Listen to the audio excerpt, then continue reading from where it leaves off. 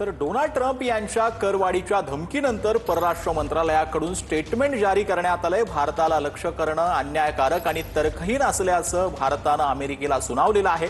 America रशियाकडून काय खरेदी करते याची आठवण भारतानं करून दिली आहे।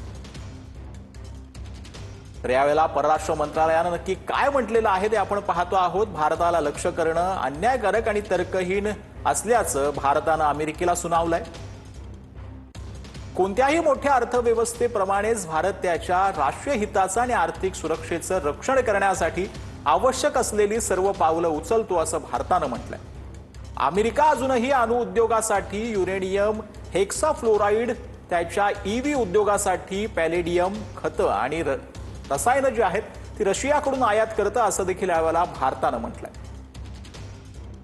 तर अमेरिका रशियाकडून काय खरेदी करते याची आठवण भारतानं यावेळेला करून दिली आहे।